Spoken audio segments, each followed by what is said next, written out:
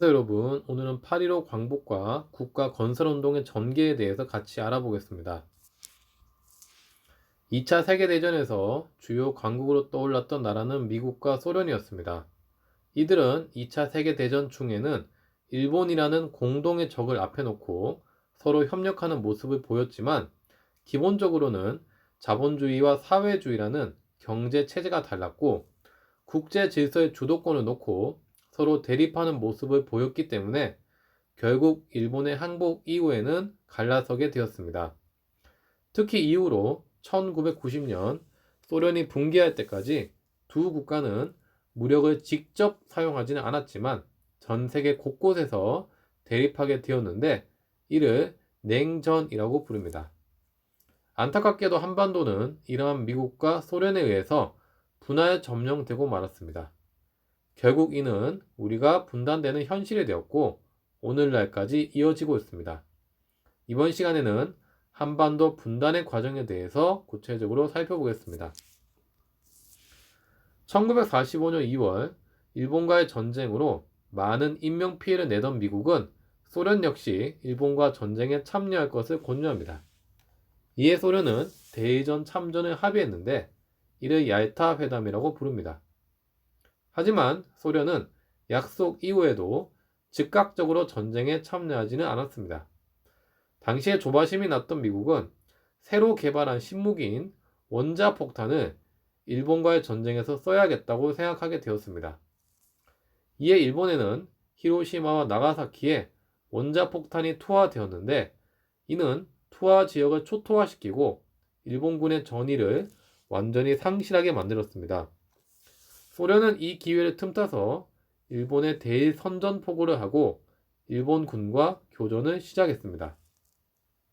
당시에는 국제법상으로 만주와 한반도는 일본 땅이었기 때문에 소련은 파죽지세로 만주를 점령하고 한반도까지 내려와서 북한 지역까지 점령했습니다. 소련의 이런 기세에 미국은 놀랐습니다. 특히 소련이 점령한 지역은 이후 그만큼 소련의 의도대로 통치가 이루어질 가능성이 높았고 공산화가 될 가능성도 높아져서 미국은 소련의 점령 지역 확산을 최대한 막으려고 했습니다. 이에 미국은 38도선을 경계로 소련과 한반도 분할 점령을 제안하였고, 이 제안이 통과되면서 38도선은 소련과 미국의 점령선이자 경계선이 되어버렸습니다.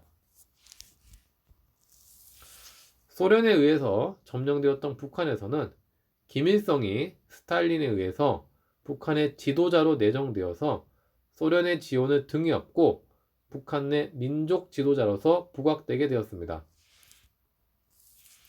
한편 남한에서는 1945년 8월 15일 해방이 되고 나서 조선 건국동맹의 여운형이 주도해서 새로운 나라를 세우는데 박차를 가했습니다.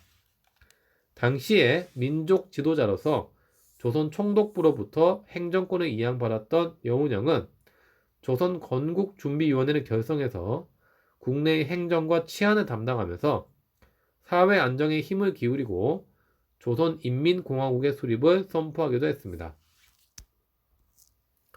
그러나 1945년 9월 남한으로 들어왔던 미군은 이를 인정하지 않았습니다. 미군은 한반도를 일본의 식민지이자 자신들의 점령지로 보았기 때문에 조선인민공화국을 인정하지 않았던 겁니다.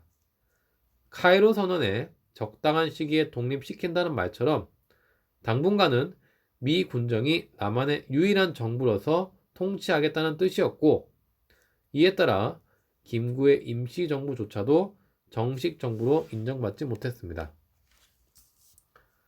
당시 민족 지도자였던 김구 이승만도 연합국의 환영을 받지 못한 채 결국 개인 자격으로 국내로 들어올 수밖에 없었습니다. 당시에는 미국과 소련이 점차 세계 곳곳에서 대립하고 있었는데요. 미국, 소련 모두 자신들이 점령한 지역에서 자국의 우호적인 정부를 세우려 했다는 점에서 우리 분단은 점점 현실화되고 있었습니다. 2차 세계대전 이후에 분할 점령이 가져왔던 결과는 이렇게 무서웠습니다.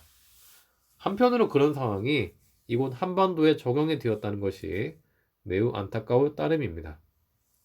네, 이렇게 이번 수업 마치겠고요. 다음 시간에 뵙도록 하겠습니다. 수고하셨습니다.